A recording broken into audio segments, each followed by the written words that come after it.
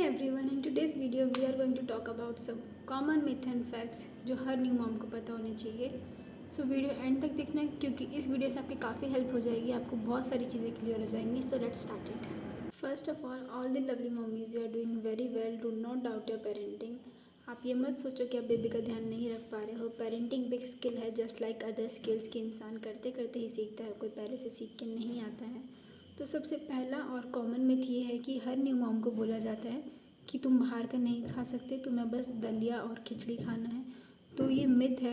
Fact ये है कि डिलीवरी के बाद 15 से 20 दिन माँ को सिर्फ ऑयली चीज़ें और स्पाइसी चीज़ें अवॉइड करनी होती है ताकि वो कॉन्स्टिपेशन से बच पाएँ, उनको कॉन्स्टिपेशन ना हो।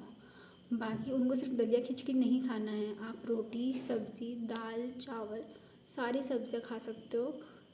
खिचड़ी और दलिया से ना ही आपको कोई प्रोटीन मिलेगा, ना ही कोई एनर्जी मिलेगी, ना ही बेबी को कुछ मिलेगा। तो अपना रोटी, दाल, सब्ज़ी जो जो खाना है सब खाओ। और फिर उसके 15-20 दिन बाद आपको बाहर का खाना है तो आप बाहर का भी खा सकते हो। अब ऐसा नहीं होता कि आपने मोमोज़ खाए तो फिर मोमोज़ से ही दूध बन जाएगा और बेबी वो पी के बेबी को गैस हो जाएगा, ऐसा नहीं होता है। ब्रेस्ट मिल्क जो है 50% माँ के ब्लड से बनता है, ना कि जंक फूड से जो हमने खाया है। तो हर चीज़ों से आपको एक बैलेंस डाइट खानी है, साथ में घर का भी खाना खाना है, हेल्थी चीज़ें भी खानी है। आपको बाहर का खाने का मन कर रहा है वो भी खा सकते हो। दूसरा मिथ ये है कि काफ़ी सारी moms while breastfeeding caffeine avoid करती हैं, ये सोच के कि हम कॉफ़ी पियेंगे तो बेबी को गैस हो जाएगा। हाँ, ऐसा होता है अगर आप इनटेक बहुत ज़्यादा कर लेते हो कि आप दिन में 3 बार पी रहे हो, 2 बार पी रहे हो, तो उससे बेबी को फंसी फील हो सकता है, बेबी को सोने में प्रॉब्लम हो सकती है। तो आपको पूरे दिन में एक ही बार कॉफ़ी इनटेक लेना है अपना, बस रात को नहीं लेना, सोने से पहले नहीं लेना, बाकी पूरे दिन में आप एक बार ले सकते हो। और जैसे कि अभी आपने बेबी को दूध पिलाया, जब आप बेबी को नेक्स्ट फीड दोगे उससे 1-1.5 घंटे पहले आप पी सकते हो, कोई भी इशू नहीं होता।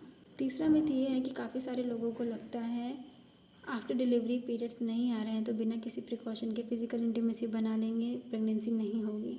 ये गलत है। फैक्ट ये है कि आफ्टर डिलीवरी किसी को 10 महीने तो किसी को 1 साल तक पीरियड्स नहीं आते हैं। मेंस्ट्रुअल साइकिल पॉज हो जाती है बिकॉज ऑफ ब्रेस्ट फीडिंग, क्योंकि जो बॉडी में एक हार्मोन होता है जो दूध बनाने में हेल्प करता है, प्रोलैक्टिन, वो रोकता है पीरियड्स आने से।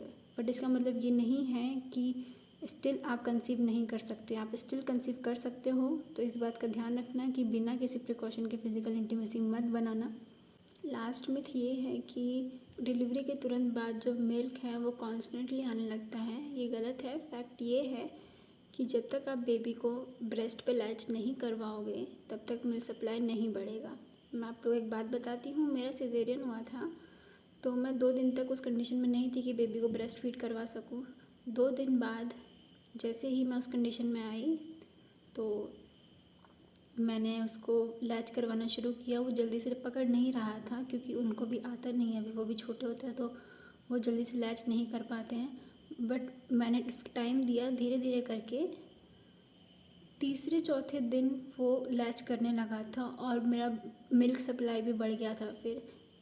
तो आपको भी यही करना है, आपको ये नहीं सोचना है कि आपका मिल्क सप्लाई कम है तो जैसे जैसे बेबी आपको लैच करेगा आपका सप्लाई भी बढ़ जाएगा। और जो लोग आपको टॉन्ट्स मारते हैं कि तेरा दूध कम हो आ रहा है, बच्चे का पेट नहीं भर रहा है, तो उनको एक चीज़ समझाना। और सबसे ज़रूरी चीज़ कि आपको डिलीवरी के बाद भी कम से कम 6 महीने तक आयरन और कैल्शियम की टैबलेट्स लेनी है, क्योंकि डिलीवरी के बाद इन दोनों की कमी माँ के अंदर बहुत ज़्यादा आ जाती है। तो आपको ये दोनों चीज़ें ज़रूर लेनी है। और ऑल द मॉम्स, किसी और की बातें सुन के अपने आप को डिप्रेस्ड फील मत करवा, अपने डॉक्टर्स की सुनो बस। और कुछ पूछना हो तो आप मेरे को कमेंट करके पूछ सकते हो। आज की वीडियो के लिए इतना ही, मिलते हैं नेक्स्ट वीडियो में।